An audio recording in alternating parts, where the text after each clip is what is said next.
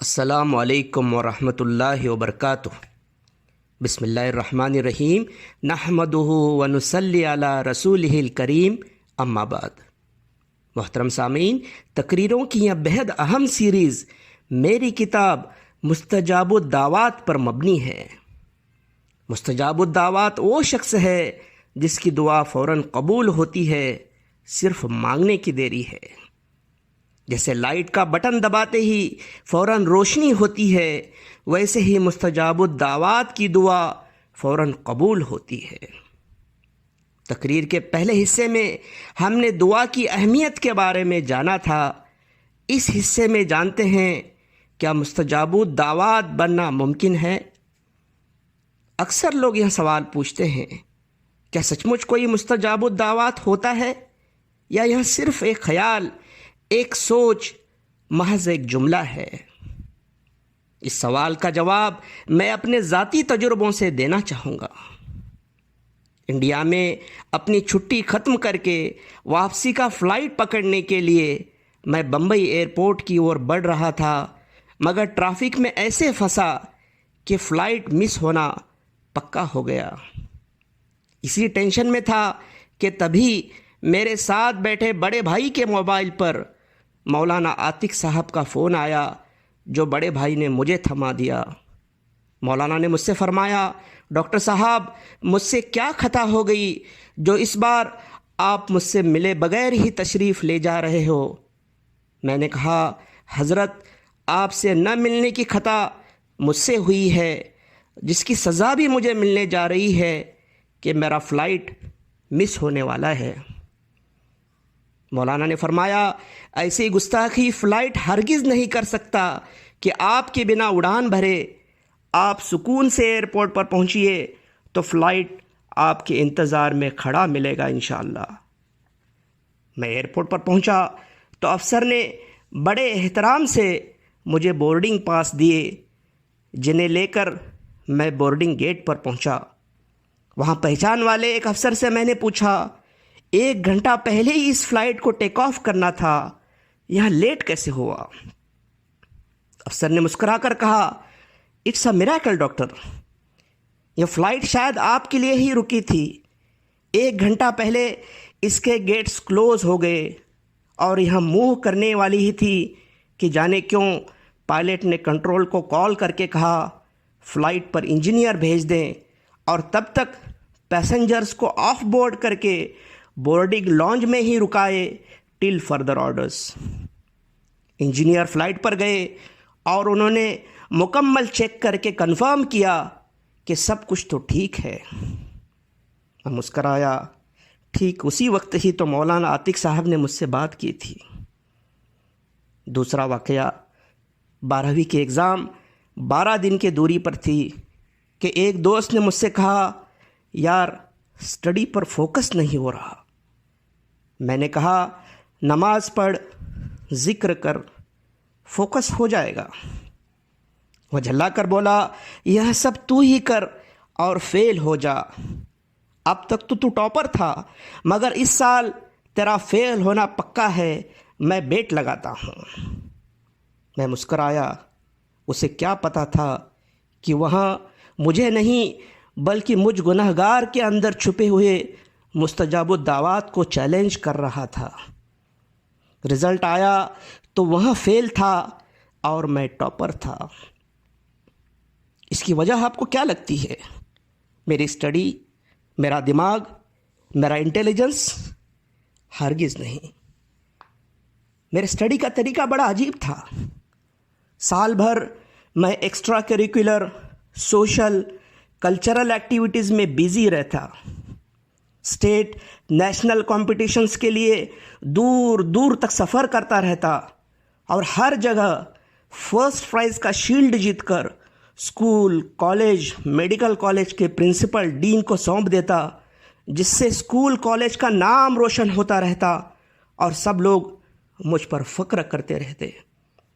اس چھوٹی عمر میں کئی سوشل، ایجوکیشنل، فائنینشیل سنستھاؤں کو میں نے کھڑا کیا۔ ساہتیہ سمیلن، کوی سمیلن، ویاکھیان مالا، آکاش وانی، دوردرشن کے لگاتار مجھے نیوتے ملتے رہتے اور میں جاتا رہتا۔ اخباروں کے پنوں کے پنے میرے تعریف کے قصیدے پڑھ رہے ہوتے، اور ان اخباروں کو کٹنگ کو لگانے کے لیے میرے اسکول، کالج، میڈیکل کالج کے نوٹس بورڈ پر ایک خاص جگہ انہوں نے ریزرو کی ہوتی۔ یہ سب سال بھر کرنے کے چکر میں اکثر کلاس میں ایبسینٹ رہتا، پھر بھی ٹاپر ہونے کے ناطے مجھے ایگزام میں بیٹھنے کی پرمیشن ملتی، سب کچھ مینیج ہو جاتا۔ جب ایگزام 10-12 دن پر ہوتی تو میں سب سے پہلے قرآن مجید کی تلاوت شروع کرتا، اور تب تک کرتا جب تک قرآن مجید مکمل نہ ہو، تب تک میں سوتا نہیں۔ اس کے بعد میں دعا کر کے سو جاتا اور پھر نیند سے اٹھ کر اسٹڈی شروع کرتا۔ جب میں فرسٹ ریڈنگ کے لیے کتاب کھولتا تو لگتا مانو اس کتاب کو میں پہلے ہزاروں بار پڑھ چکا ہوں۔ پھر کیا تھا، دیکھتے دیکھتے بڑی سے بڑی کتاب پڑھ کر ختم ہوتی، جس کے پڑھنے کی average speed 1 page per minute ہوتی، تو کئی بار 1 منٹ میں کئی پیجز کور ہو جاتے۔ کتاب ختم ہونے پر میں میرے قریبی دوست کو پکڑا دیتا اور کہتا جو بھی سوال ہو پوچھ۔ اس کے پوچھنے پر جواب میں وہ جواب کون سے پیج پر ہے، کہاں پر ہے، اس میں کہاں کوما فل سٹاپ ہے، یہاں تک بتا دیتا۔ میرے دوست حیرت میں پڑ جاتے۔ یہ کمال میرے دماغ کا نہیں تھا، میرے انٹیلیجنس کا نہیں تھا، میرے اسٹڈی کا ہرگز نہیں تھا، بلکہ یہ اللہ کا معجزہ تھا جو قرآن مجید کی تلاوت اور دعا کی وجہ سے ظاہر ہوتا تھا۔ ایگزام ہال میں جواب لکھتے وقت مجھے ایسے لگتا جیسے آسمان سے جواب اتر رہے ہو۔ سامعین، اس طرح دعاؤں کے وجہ سے معجزوں سے میری پوری زندگی بھری پڑی ہے، جنہیں بتانا اس مختصر تقریر میں ممکن نہیں۔ میں آج جس بلند مقام پر ہوں اس میں میرے ٹیلنٹ، میرے ہنر، میرے قابلیت کا کوئی حصہ نہیں، بلکہ یہاں صرف اور صرف دعاؤں کا اثر ہے۔ حسد اور دشمنی کی وجہ سے میرے خلاف لگاتار سازشیں کی، اپنوں نے بھی پرایوں نے بھی، جن کے چلتے میں کب کا بکھر گیا ہوتا، خاک میں مل گیا ہوتا، مگر دعاؤں نے ایسا ہونے نہیں دیا۔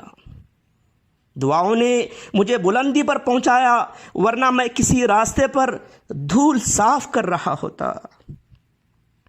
کہنے کو بہت ہے، مگر صرف 2 اور تجربوں کا ذکر کروں گا۔ ایک بار شدید گرمی اور خوفناک ریگستانی طوفان سینڈ سٹارم کے بیچ عمرہ کرنے کی شدید چاہت ہوئی تو میرے ڈرائیور کو بتایا۔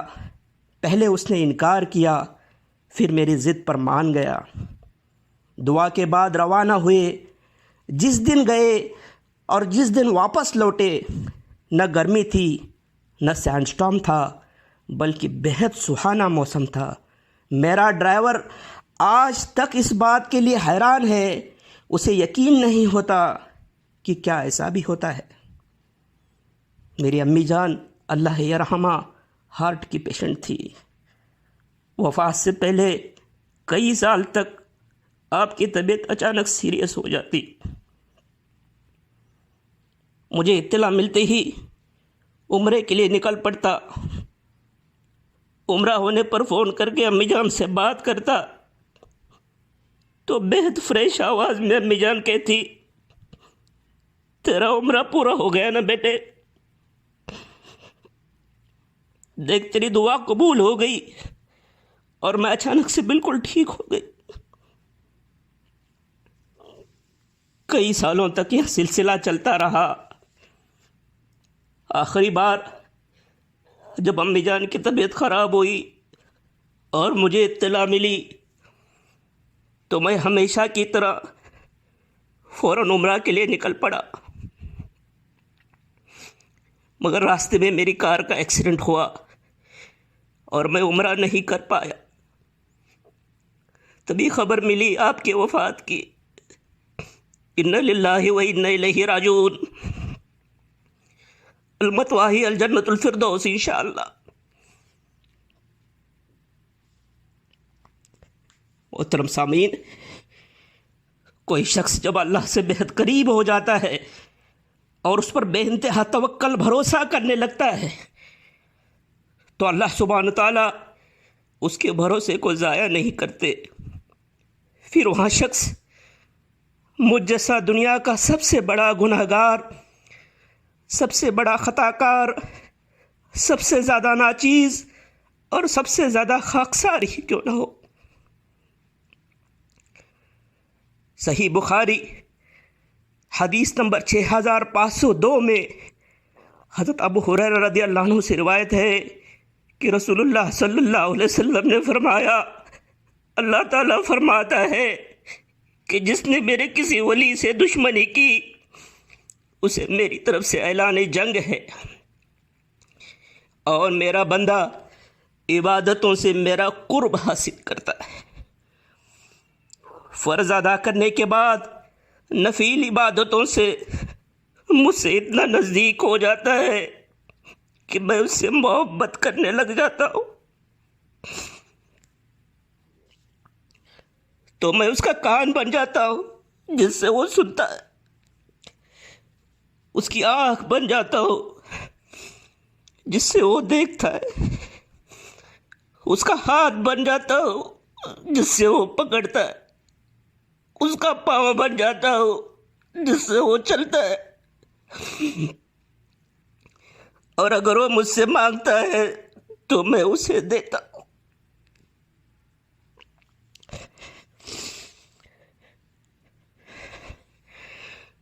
محترم سامعین، مستجاب الدعوات یہ محض خیال، سوچ یا جملہ نہیں بلکہ حقیقت ہے۔